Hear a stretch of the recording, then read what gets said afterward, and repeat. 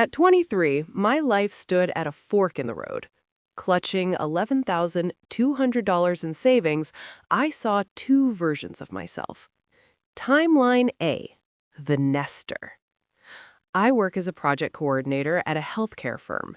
Every morning at 8:04, the rhythmic drone of the office coffee machine provides the soundtrack to my life. I have a spreadsheet titled House Fund. Every month, like clockwork, $800 is diverted there. I call my thin-walled rental temporary. I set up the transfer so I never even see the money leave, because if I did, I might miss it.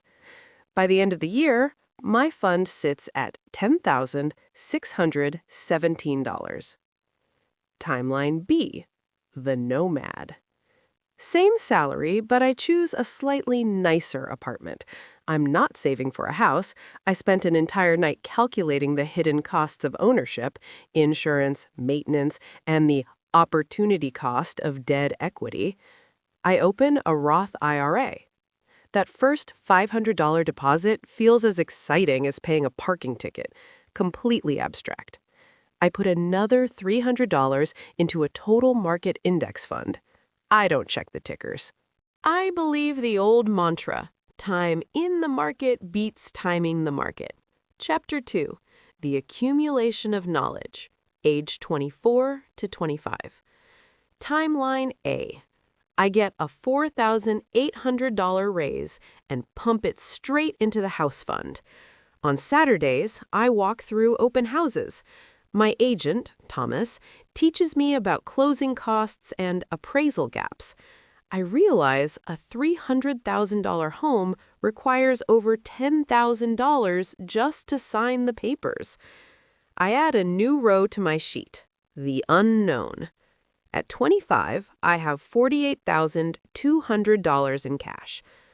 Timeline B. With the same raise, I max out my brokerage contributions. At 24, the market drops 14%. My balance screams in red, losing $3,000 in weeks. I don't flinch. I actually add an extra $400. This is my heroism, staying mechanical in the face of fear. At 25, my portfolio is worth $43,500. The comparison.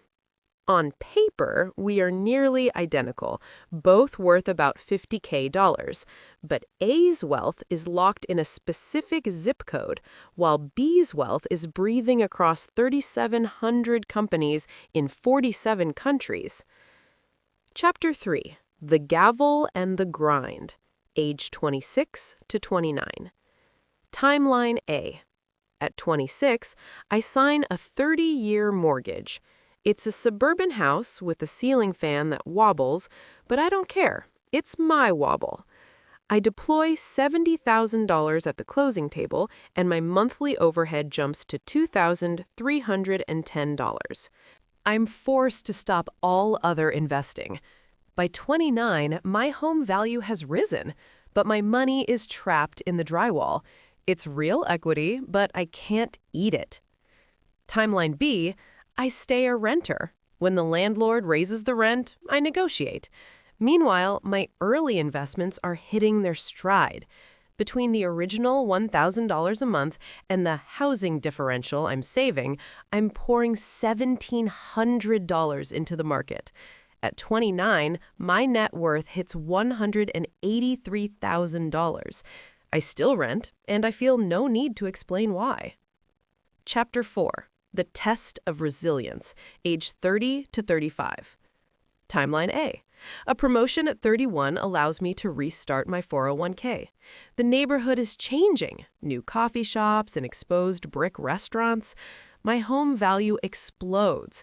At 35, my net worth is $305,000, but 62% of it is the house. I sit on my perfectly manicured lawn wondering if being rich is supposed to feel this heavy. Timeline B. I move cities for a better job and a $97K salary.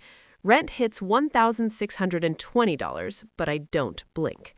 At 32, my portfolio crosses the $300,000 mark. The notification pops up during a meeting, I close the tab and go back to work. At 35, my net worth is $546,000. I have no fixed address, but I have the freedom to go anywhere. Chapter 5, The Golden Era, age 36 to 40. Timeline A. At 37, I receive a $44,000 inheritance. Instead of a kitchen remodel, I put it into index funds. By 40, the miracle happens. Inflation has eroded the weight of my mortgage, while my fixed payment remains a relic of the past. My net worth is $556,000. In 18 years, the house will be paid off, and my cost of living will drop to almost zero. Timeline B. My portfolio crosses $1 million before my 40th birthday. No ceremony, no party, just the sheer force of compounding. Even if I never work another day, my money will earn $73,000 this year on its own, more than many full-time salaries. But it has a price. I've lived in 4 cities and received 5 notices to vacate. Chapter 6, Converging Paths. By age 40, both versions of me are successful by any standard. The nester, A, I've driven the same streets for 14 years. I know my neighbor, Carmen, who brought me soup when the water heater failed. My wealth is security, the knowledge that no matter what the world does, this dirt is mine. The nomad, B, I have 7 figures in a brokerage account, but still don't know where I'll be in 5 years. My wealth is mobility, the power to say no to anyone and yes to the horizon. The epilogue. One system stored wealth in walls and years, the other in algorithms and compounding. In the end, both proved that the system works. Walls will age and markets will fluctuate, but the only thing that was ever true was that ordinary Tuesday at 23 when I decided to start. Once the system is in motion, time does the rest.